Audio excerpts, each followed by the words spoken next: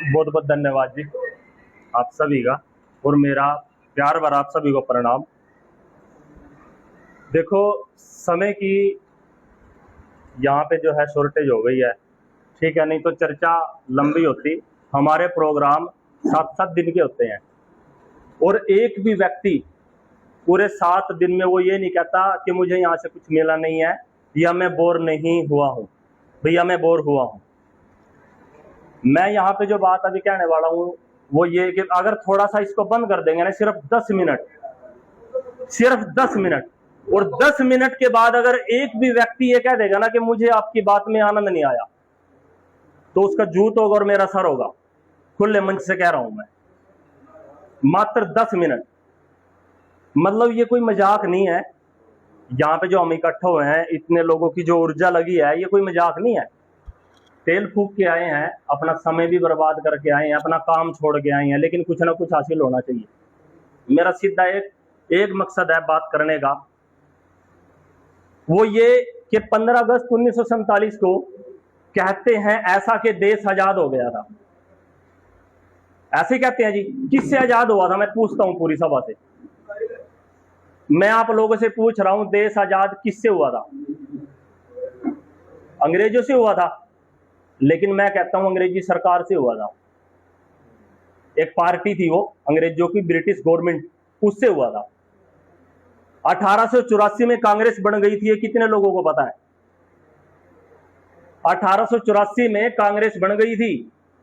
कांग्रेस बनाई क्यों थी? अंग्रेजों ने बनाई थी। वो इसलिए बनाई थी कि एक तरफ तो कांग्रेस के एमपी एमएलए खड़े होंगे और इलेक्शन लड़ेंगे, दूसरी तरफ ब्रिटिश गवर्नमेंट खड़ी होगी, उसके एमपी एमएलए खड़े होंगे और वो इलेक्शन लड़ेंगे और पूरे देश का फद्दू बनाएंगे, देश के हर नागरिक का फद्दू बनाएंगे। कांग्रेस अंग्रेजों ने बनाई, अपनी सुविधा के लिए बनाई कि ये हमारे नीचे काम करेंगे। कांग्रेस में जितने भी नेता थे, मैं पूरे चैलेंज के साथ कहता हूं, वो अंग्रेजों की चाटुकारिता करते थे। अरे जब अशफाक उल्लाह और 1800 शेर अली अफरीदी को कौन जानता है? आप लोग जानते हो उसको? शेर अली अफरीदी को 1872 में जिसने वायस राय की गर्दन काट दी थी। 72 देशों का वो राजा था, अंग्रेजों का और भारत का भी था। उसकी गर्दन काट दी थी उस बंदे ने। लेकिन जानता कौन है मेरे देश में? इसको बताता है कोई हमें ये चीज? क्यों काटी थी गर्दन? कि ये हरामखोर मेरे देश के लोगों को गुलाम कर रहा है, अपने हिसाब से कानून और कायदे नियम बना रहा है। हम इनको मार के भगाएंगे यहां से, इनकी व्यवस्था हमें नहीं चाहिए। वो ऐसे लड़ाके थे। ऐसा ही शहीद भगत सिंह, ऐसे ही और थे जो वो चाहते थे कि इनको मार के भगाना है यहां से। कांग्रेस क्या चाहती? एक ही सरकार थी। आप इस बात को अपने दिल पे मत ले लेना कि एक संगठन था सिर्फ कांग्रेस देश में। आरएसएस नहीं था, दूसरा इंडियन मुस्लिम लीग नहीं थी, बीजेपी नहीं थी। वो एकलौती सरकार और संगठन उन्होंने बनाया। और मुझे अब पता चला इस चीज का कि भगत सिंह का, उधम सिंह का, अशफाक उल्लाह का, इन लोगों का उन कांग्रेस सरकार के लोगों ने साथ क्यों नहीं दिया? वो इसलिए नहीं दिया कि अगर हम खुल के इनके साथ आएंगे जो बगावत कर रहे हैं, तो अंग्रेज हमें कांग्रेस से निकाल देंगे, हमें एमपी एमएलए की सीट नहीं देंगे, हमें कुर्सियों पे नहीं बिठाएंगे। नहीं तो जब चंद्रशेखर आजादी के लिए लड़ रहा था, तो और लोग कहां थे देश के? मतलब आप इस बात को समझिए, 15 अगस्त 1947 में लड़ाई नहीं हुई, 1946 में इलेक्शन हुए थे, दूसरा विश्व युद्ध खत्म होने के बावजूद, और तब देश में इलेक्शन हुए। ब्रिटिश गवर्नमेंट हार गई, उसके एमपी एमएलए हार गए। जीत किसके गए? कांग्रेस के। और वो वायसराय, वो Mountbatten power of transfer agreement करके गया है, भारत के आर्काइव में रखा हुआ है, जिसको समय लगे तो पढ़ लेना, कि हम भारत को कांग्रेस सरकार के हवाले कर रहे हैं। पावर ऑफ ट्रांसफर एग्रीमेंट ही उसका नाम है, कि अपनी पावर हम कांग्रेस को दे रहे हैं, अब ये देश को चलाएगी।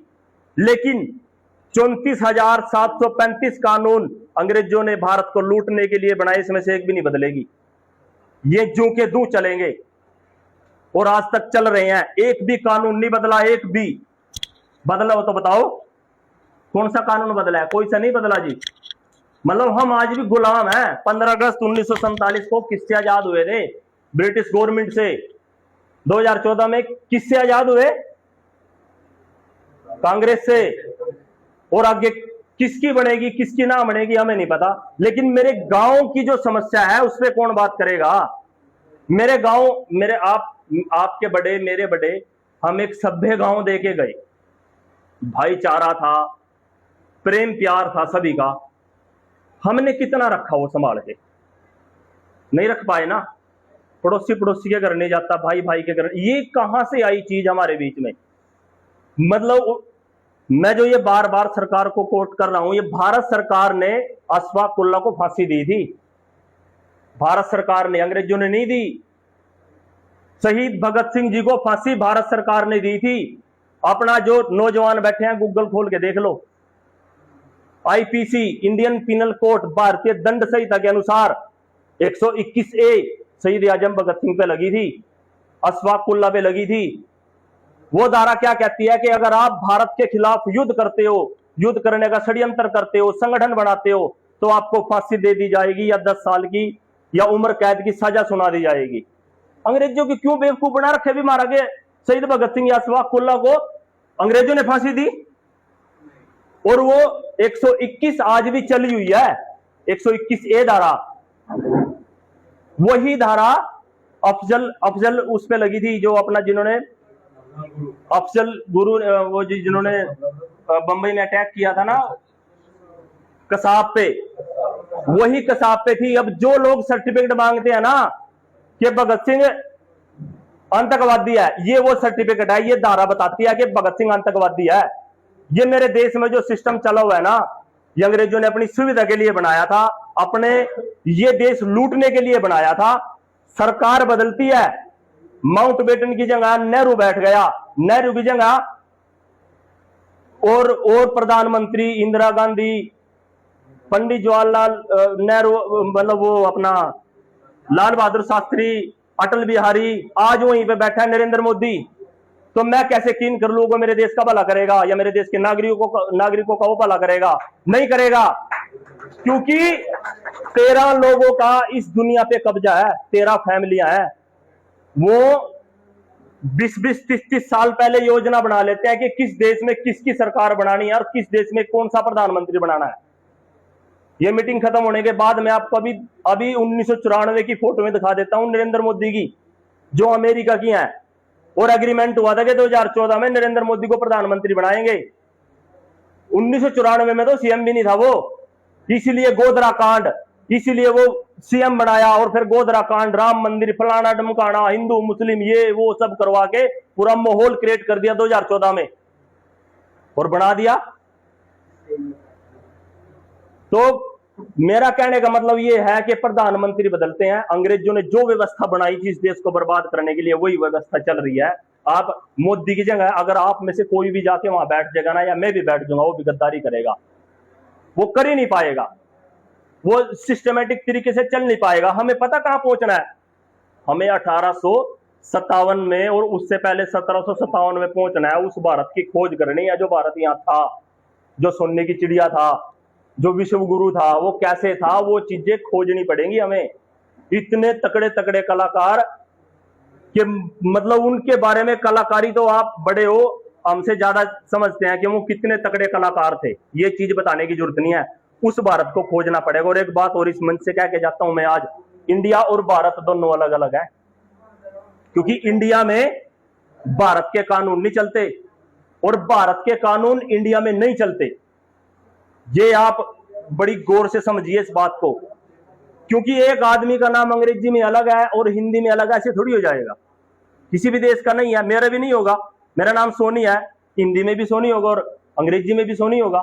भारत, मैं कहता हूं, जो आप अपनी वेशभूषा में है, जैसे आप बैठे हो ना, आप भारत हो।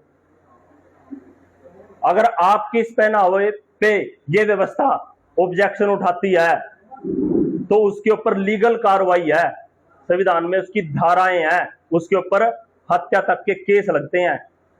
आज हम सब पैंट कुर्ता पजामा पहन के सभी एक जैसे लगते हैं, लेकिन वो कोस कोस पे पानी और 20 कोस पे वाणी बदलने का सूत्र ऐसे नहीं है। भारत में हर किसी का एक अपना सिस्टम था और वो उसकी आईडी पूरी आइडेंटिफाई उसकी बोल चाल से और उसके पहनावे से पहचान ली जाती थी। उस भारत की खोज करनी पड़ेगी। असल में तो हमें भारत का पता ही नहीं है कि भारत था क्या। हम तो जो अंग्रेजों ने बना दिया, जो दे दिया, उसको चला रहे हैं। लेकिन हम क्या चाहते हैं, जनता सरकार मोर्चा, बार बार नाम आ रहा है, ये कोई राजनीतिक संगठन नहीं है। ये कहते हैं कि जनता ही सरकार है। सभी लोग, सरपंच और वार्ड के मेंबर से लेके प्रधानमंत्री, राष्ट्रपति तक सभी तनख्वाह लेते हैं। और ये तनख्वाहें अंग्रेजों ने बांधी थी, क्योंकि एमपी एमएलए उस वक्त वहां से चुन के आते थे, और कोई अशफाक या चंद्रशेखर आजाद इनको गोली ना मार दे, इसलिए उनको 4-4, 5-5 बॉडीगार्ड और सिक्योरिटी गार्ड दिए जाते थे। और वही सिस्टम चला हुआ है आज तक पूरा का पूरा। ज्यादा बात ना करते हुए मैं यहीं पे जो है अपने शब्दों को विराम दूंगा। अब कोई साथी अगर कहे कि आपने झूठ बोला है या इस विषय में कुछ प्रश्न पूछना है, तो भाई वो प्रश्न पूछ सकता है, कोई समस्या नहीं है। इन मुद्दों पे जितनी मर्जी बात कर लो। मेरी कई पीढ़ियां चली गई, आप सभी की कई पीढ़ियां चली गई, लेकिन कोई आरामखोर नेता ये नहीं बताता कि देश गुलाम है आज भी। 1840 में जो अंग्रेजों ने ग्राम सभा, जो गांव को खत्म करने का कानून बनाया था ना, वो खत्म आज भी चला हुआ है। इंडियन फॉरेस्ट एक्ट, ये जो टैक्स के कानून है, सारी व्यवस्था उन्होंने देश को लूटने के लिए बनाई थी। भारत में कभी टैक्स नहीं था। वो कोई तो व्यवस्था होगी इस देश को जो खड़े कर रही थी, जो चला रही थी। वहां तक पहुंचने की जरूरत है। आप सभी ने 10 मिनट का मुझे समय दिया, उसके लिए बहुत बहुत धन्यवाद। बहुत अच्छी बात है हमारे भाई ने बताई। वाकई सच्चाई है। जो